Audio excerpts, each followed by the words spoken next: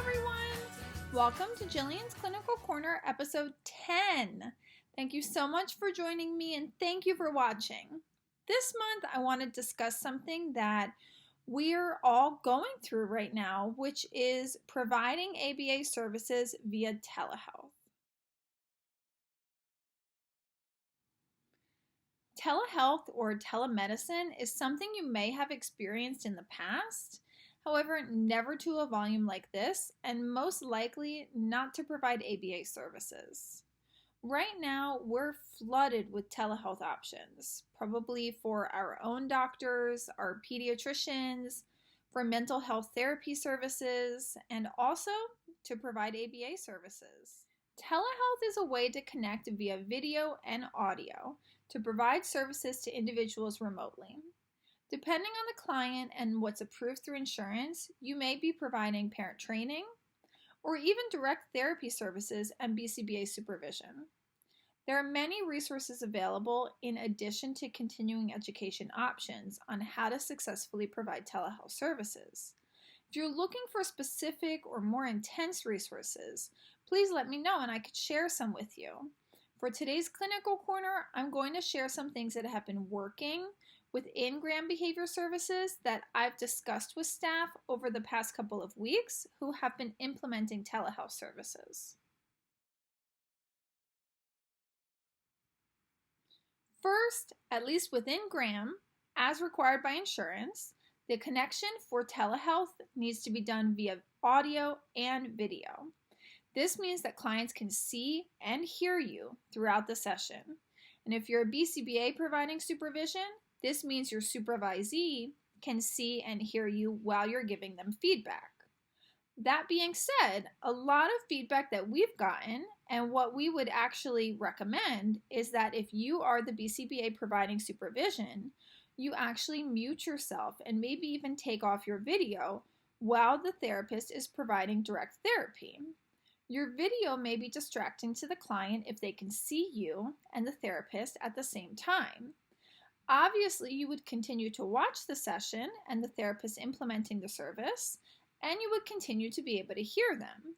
Then you would turn your video back on and unmute yourself at the end of the session to give feedback to the therapist.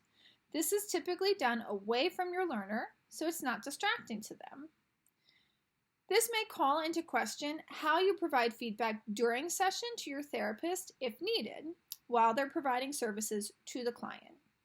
First, you do want telehealth sessions to be as close to in-person sessions as possible, and they need to match the quality of services that we provide when we're physically in the client's home.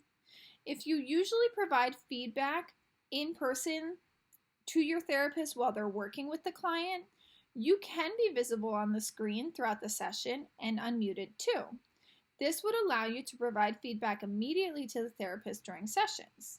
Another possible way to provide feedback within sessions may be to use the chat feature within your audio-video system that you're using, as long as this is not too distracting to your therapist to read the chat messages. I've received actually very good feedback about this working for some teams while they provide services. However, if you usually provide feedback to your therapist predominantly toward the end of the session, then holding off providing it all at once except for emergency situations where feedback would be required immediately might be a good option for you. As with most things, this is going to be customized to your learner and your therapist and what works for your team. Another important factor when providing direct therapy via telehealth is to have a parent or guardian in the home who is available to receive direction on how to provide ABA services. This is a requirement for individuals who are not going to be able to follow your directions independently and without prompts.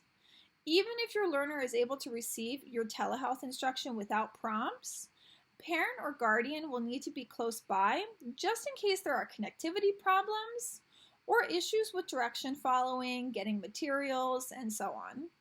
When providing direct therapy through telehealth, it's very important that the therapist is providing the instruction, just as you would do in person. The parent or guardian at home is allowing the client a chance to complete the instruction. Then the behavior therapist is providing feedback to the parent if a prompt is needed, and what type of prompt that would be. The behavior therapist should not be exclusively giving directions to the parent of what tasks to provide, because this would actually reflect parent training and not a direct therapy service. Something else that may be challenging while providing telehealth direct therapy services are materials. There are a couple of options that I've seen to be successful thus far. The first is the client using the materials they already have that are made for them in their home. These would be the same materials you already work with. If the client can't access these independently, you would instruct the parent to prompt the learner to obtain the correct materials. Another option is to have materials made at home with you. You could hold up the cards for expressive identification or letter ID or whatever you are working on, and you could even have the token board at home with you, so you can provide reinforcement in the same way you typically do in the home.